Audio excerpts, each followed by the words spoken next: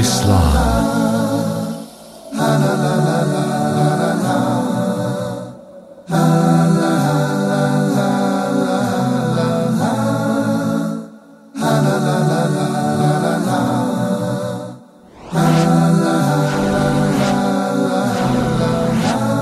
Islam 101.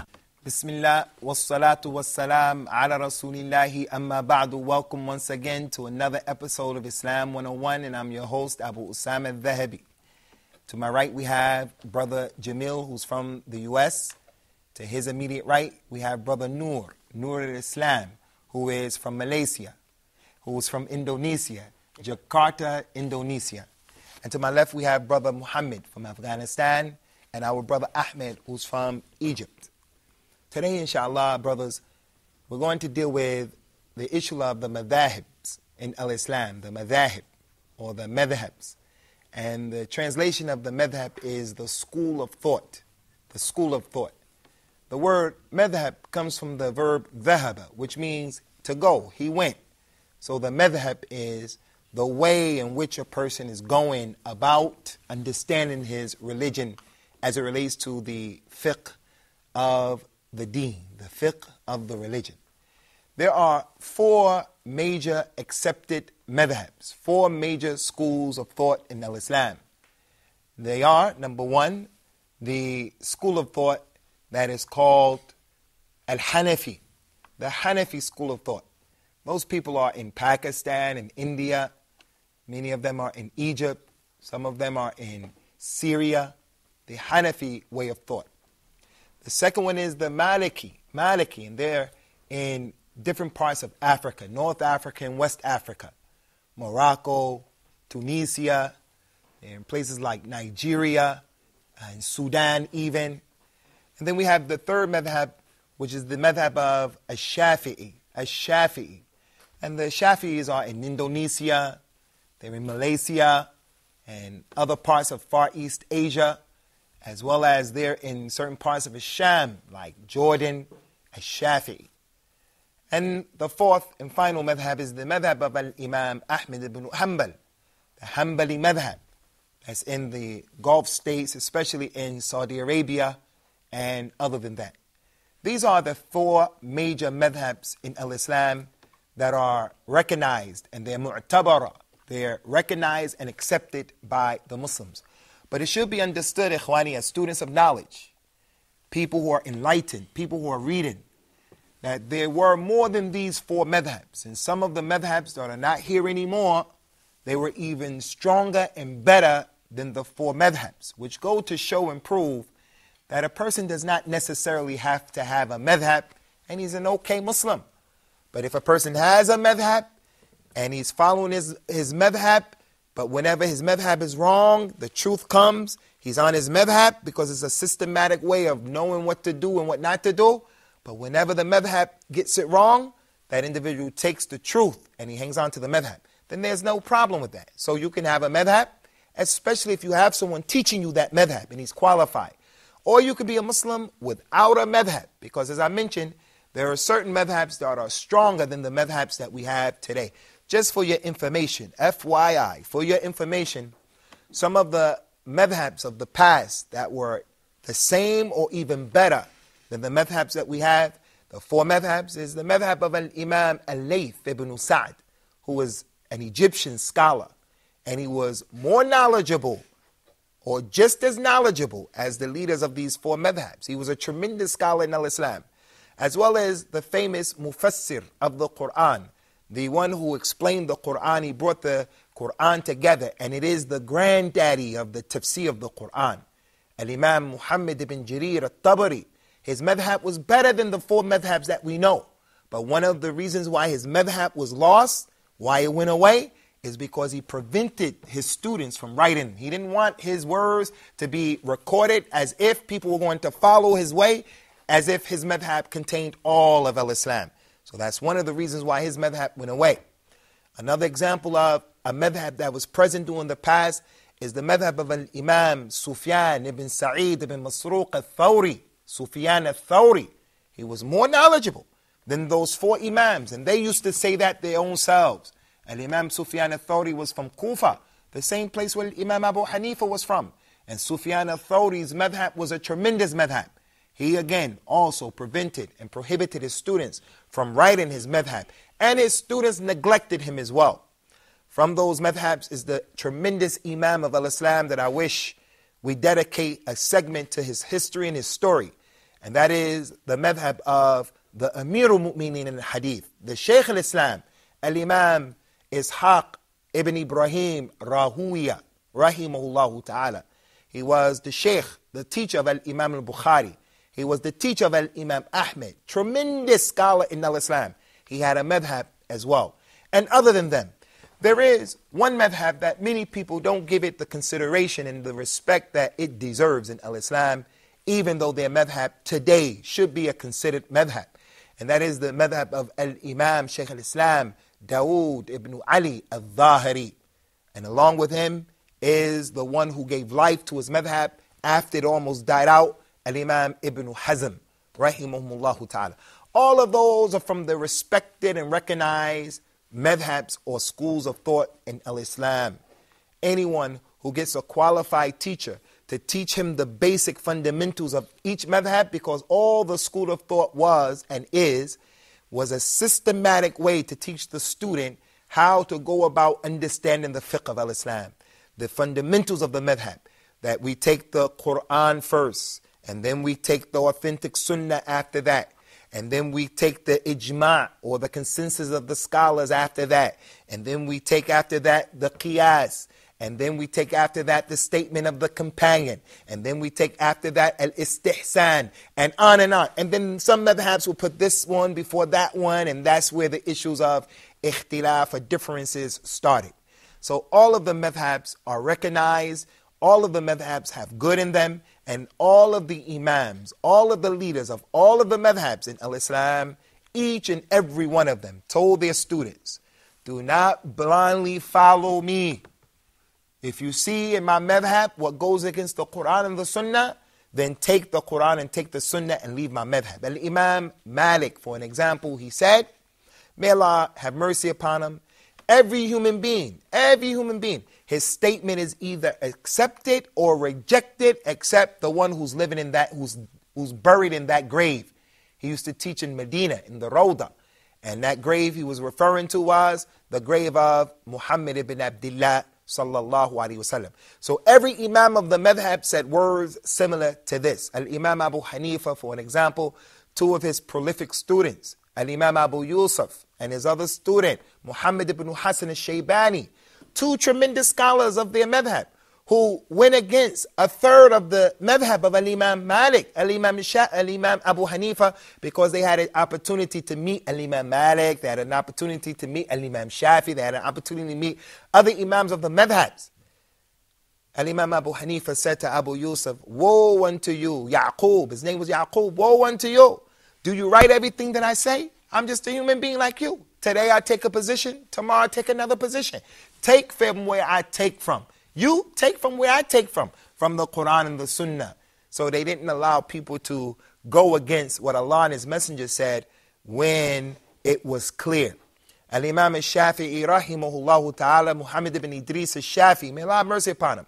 He was asked a question about the religion, and he gave the answer. The man who asked the question said, Ya Imam, is that the position that you took? Is that your position? Al-Imam al-Shafi'i said, what do you mean, is that my position? You asked me a question, I gave you the answer. Do you see me coming out of a synagogue? Do you see me wearing the belt of the Christians? You ask me something about the religion, and I tell you Allah said and His Messenger said, and you ask me, is that my madhab? Is that what I take? He said, of course that's what I take. How can I be other than that? The one who the Quran comes to him and the Sunnah comes to him, but he's going to take the statement of someone else? How is that? Abdullah ibn Abbas, the companion of Rasulullah, he knew that the Prophet, there are three types of hajj that you can make as a Muslim. We don't have time to get into that. Rasulullah made the hajj that is called al-mufrad. The hajj that is called al-mufrad, where the person stays in his ihram. But Rasulullah said after making hajj, if I knew before what I know now, I would have made a tamattu'. A tamattu' is the best hajj. That's the hajj where the person goes, he makes umrah, And then he takes his ihram off and he has a tamatta, istimta'. He's enjoying himself in Mecca, and then he puts the ihram back on. So that's the best hajj. They asked Abdullah ibn Abbas, what's the best hajj? He told them it is a tamattu'. The people say, yeah, but Abu Bakr and Umar, they did this and that. Abdullah ibn Abbas said, I'm going to run away from this place. I tell you Rasulullah said something and you tell me Abu Bakr and Umar, I'm afraid that Allah is going to pelt you people with rocks from the sky. I'm going to get out of here. So if he said that about Abu Bakr and Umar radiyallahu anhu, then what about anyone from the illustrious and tremendous Imams in al-Islam? I want to share with you, brothers, a very important point that you have to remember this point as it relates to the madhabs. You have to remember this point. All of the madhabs, these four madhabs, are in agreement upon something that's incorrect. It's incorrect because the Quran and the Sunnah shows us it's incorrect. And that is the issue of the man divorcing his wife 3 times in one sitting. Each madhab says, if a man says to his wife in the same sitting, you're divorced, you're divorced, you're divorced, each madhab says that that is 3 divorces. But in Sahih al-Bukhari, in the book of At-Talaq, in the chapter of divorce, Al-Imam al-Bukhari brings the authentic hadith that during the time of Rasulullah sallallahu alaihi wasallam, if a man said to his wife, you're divorced, you're divorced, you're divorced 3 times, Rasulullah considered it 1 divorce. And then during the time of Abu Bakr, if a man said, you're divorced, you're divorced, you're divorced, Abu Bakr would consider it 1 divorce. And then during the time in the Khilafah of Umar radiyallahu anhu, when Islam was spreading through the 4 corners of the world, Umar started to legislate certain things because he's the Khalifa. And he's the one that Rasulullah said, alaykum bis sunnati wa sunnati al-khulafa ar-rashideen mahdiyin min ba'di. Take the sunnah of the khulafa ar-rashideen. Umar is from the ulama of this religion. When the Muslims started marrying multiple women and they started playing with the divorce, a man would get married, you're divorced, you're divorced, you're divorced, and then go to another woman. You're divorced, you're divorced, you're divorced, and go to another one. You're divorced, you're divorced. So Umar radiallahu anhu took his position as the Khalifa and he said, anyone who divorces his wife 3 times in one setting, I'm going to make it happen as 3. So he used it as a deterrent. So the madhabs, they kept the position of Umar radiallahu anhu. Now, I'm not going to say the position of Umar is wrong. I'm not going to say that. If the variables are present that were present during the time of Umar, then that's what should be used. But if the variables are not present, then we go back to the sunnah of Rasulullah sallallahu alaihi wasallam, just like the adhan for the Friday prayer. During the time of Rasulullah, there was only one adhan. When Rasulullah came to the minbar and he said, Assalamu alaikum wa rahmatullah, the people would make the adhan. And then he would start the khutbah.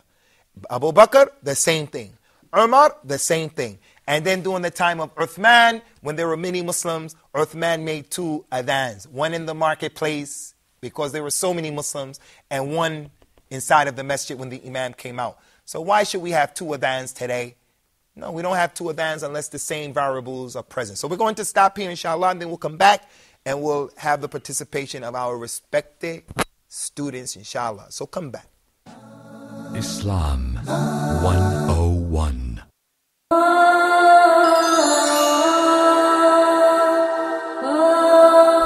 In your standpoint of view, are there specific or certain criteria to choose your spouse or a partner, to marry or not to marry?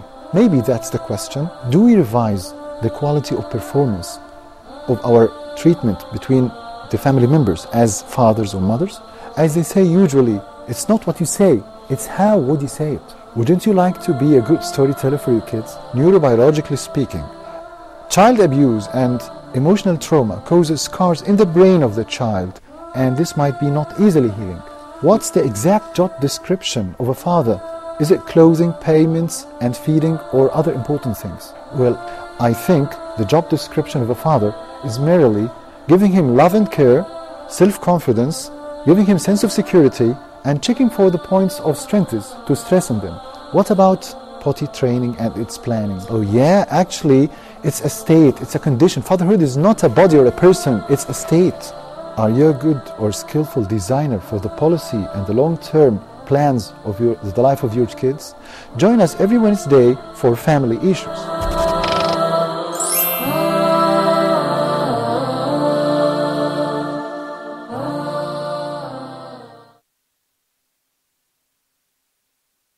Islam 101. Alhamdulillah, welcome back to Islam 101, where we've been discussing the issues of the madhabs, the four schools of thought in al-Islam, and how it is permissible to have a madhab. And we have to stay on the sirat al-mustaqim concerning this. There's one extreme that says, if you don't have a madhab, then there's something wrong with your Islam. Al-Imam al-Bukhari didn't have a madhab. Al-Imam Muslim didn't have a madhab. Al-Imam Abu Dawood didn't have a madhab. Tremendous scholars of al-Islam, they didn't have madhabs. The other extreme is, the person who has a madhab, then this is an innovation. No. Al-Imam Abdullah ibn Ahmed had a madhab, the madhab of his father. Al-Imam ibn Rajab had a madhab. Al-Imam al-Hafidh ibn Hajar al-Asqalani. These people had madhabs. So those are extremes. To say you must have a madhab or you can have a madhab. We have to stay in the middle. It's permissible to have a madhab, but if you have a madhab, whenever the truth comes to you and it's against the madhab, put the madhab and that issue on the side. If you have a madhab and the truth comes to you, follow your madhab. And that's why we say that Al-Imam Abu Hanifa, he was right in all of his madhab. He was right in everything, even in those things that he made mistakes in, rahimahullah. Because when he was asked what was his madhab, he said, rahimahullah ta'ala, إِذَا صَحَّ الْحَدِيث فَهُوَ مَذْهَبِي. If the hadith is authentic, then that's my madhab. So if I know that Imam Abu Hanifa made a mistake in a particular issue, I say, this hadith that goes against his madhab, had he known it or realized it, he would have taken it. Because he said, if the hadith is authentic, it's my madhab. They used to tell us things like this. If you see that my statement goes against the Quran and the Sunnah, then take my statement and throw it against the wall. And take the statement of Allah and the statement of Rasulullah sallallahu alaihi wasallam. So we're going to deal with the questions now, starting with my brother Noor al-Islam. Tafadhal akhi Noor. Is it permissible for us to follow more than one madhab? In a different case, of course. For example, in ablution, we follow Al-Imam al-Shafi'i, and in prayer, we follow Al-Imam Ahmad. Is it permissible or not? Is it permissible to follow the different madhabs in different masail or in different issues? In the case of ablution, I'm going to follow the Hanbali madhab. In the case of how I pray, I'm going to follow the Hanafi madhab. In the way that I perform Hajj, I'm going to practice the Shafi and so forth and so on.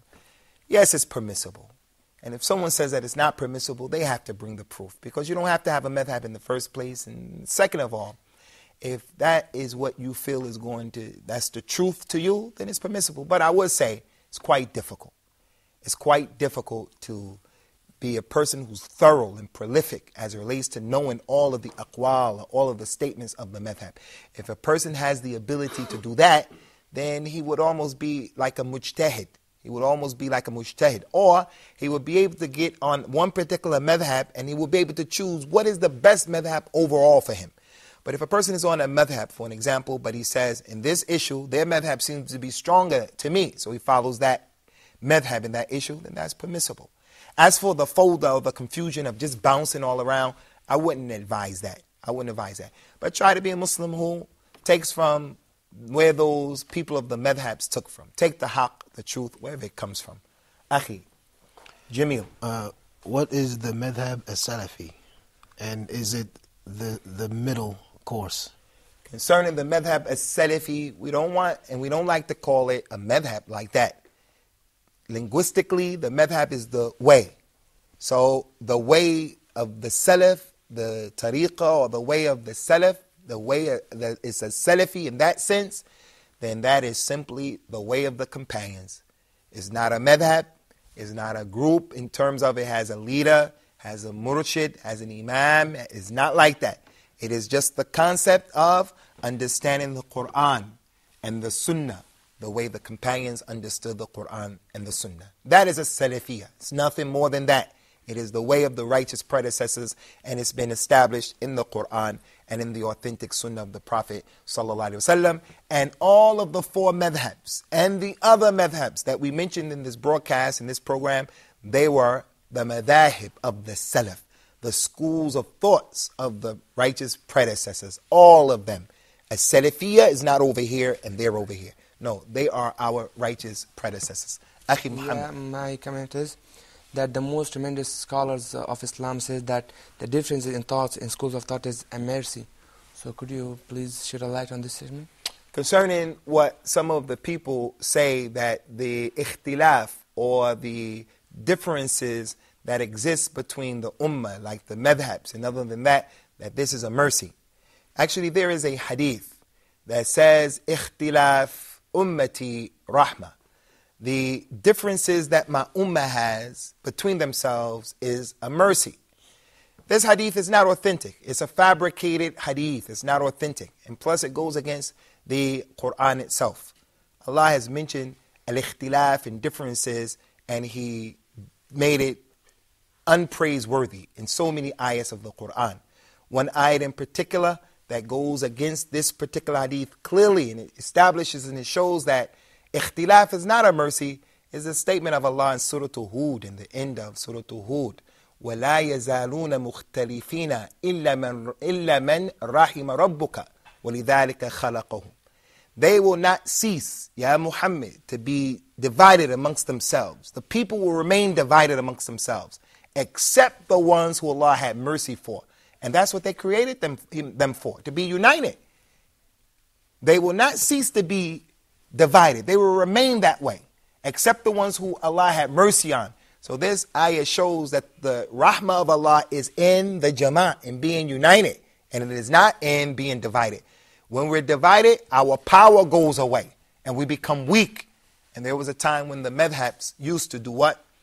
At the Grand Mosque, the sacred mosque in Mecca, the Muslims would pray 4 prayers, 4 jama'ah, 4 community prayers for each salah. The people who were on the Maliki madhab would pray the dhuhr prayer at one time, and then they'll go home. And then the people on the Shafi madhab would pray the same prayer, and then they'll go home. Then the other 2 madhabs will come every day. That's how it was. They were divided amongst themselves.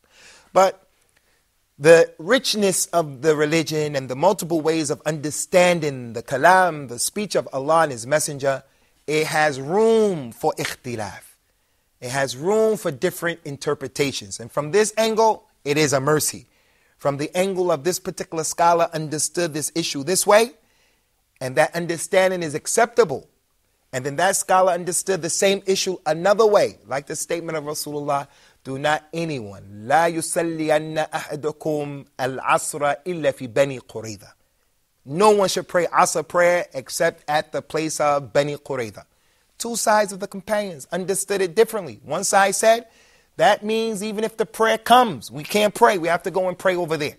The other group of people said, no, he was trying to tell us to hurry up and get there. But now that the salat time is here, we must stop and pray. So the community divided itself. Those people kept going and those people remained behind. When they told the Prophet about what transpired, he didn't say, you guys were right, you guys were wrong. He couldn't say anything, and he didn't say anything because both sides understood his speech. And they had an understanding or a mafhum that was muhtamil, an understanding that is acceptable. So the ikhtilaf of the ummah, the differences, is not a rahmah. It is an adab. And that's why we have to be Ahl Sunnah wal Jama'ah, the people of the Sunnah and the people of the group of Muslims trying to be together. But those differences that are allowed under the umbrella of Islam, we don't hate and love each other on those issues. From that angle, it could be a mercy from that angle. Akhi Ahmed. Okay, we are talking now about the school of thoughts. And you said that they are 4. Al-Hanafi, Maliki, Shafi'i, Hanbali. So what are the advantages and the disadvantages of that variety of numbers? And similar to the question of Brother Muhammad, from the advantages of the multiple madhabs that we have, again, it shows the richness of Islam. One of the main advantages is that if a person is only taken from his madhab and his madhab alone, then that means that his religion is going to be naqis. His religion is going to be deficient, because no madhab contains all of Islam.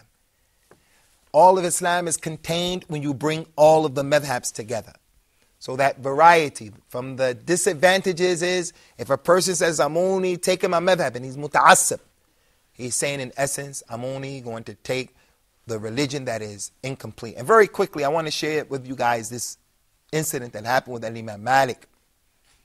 Imam Malik was one of the most knowledgeable of the 4 Imams, no doubt. And he was there in Medina. And because he was in Medina, his knowledge of the religion was close to the source of Rasulullah. Qiyas, he didn't use that much. And when he did, he used the proper qiyas. But he was there in Medina where it was the source of the revelation and the companions were there. The leader of the Muslims during his time was a man by the name of Al-Mansur. Al-Mansur, As-Saffah, used to be serious. His sword was serious. He told Imam Malik, Ya Imam Malik, we want to make your madhab and your book, the Muwatta, we want to make it the Dastur. We want to make it the book to rule the Islamic empire. We're going to make your book rule over all other madhabs, and we'll order the people. You get married, you get divorced based upon Malik's book, Al-Muwatta. What do you think?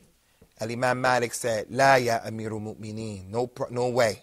He said, because there's not a human being except some of the sunnah passed him by. My book does not contain all of al-Islam.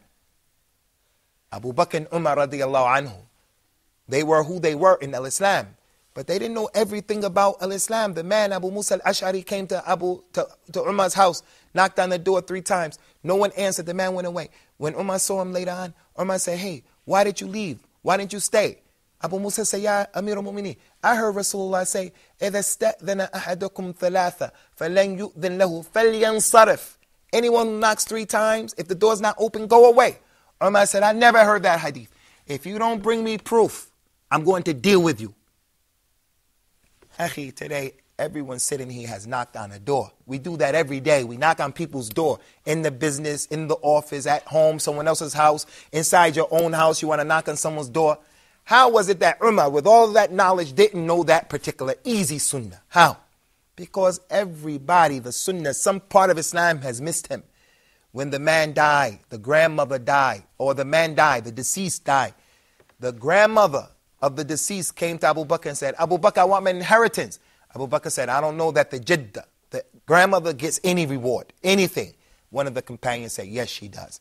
So if it passed them, it's going to pass all of the others. We have to stop now, inshallah, concerning the issue of the madhahib al-Islam. Hope to see you, inshallah, in the upcoming episode of Islam 101.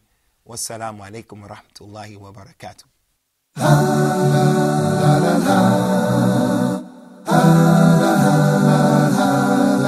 Islam.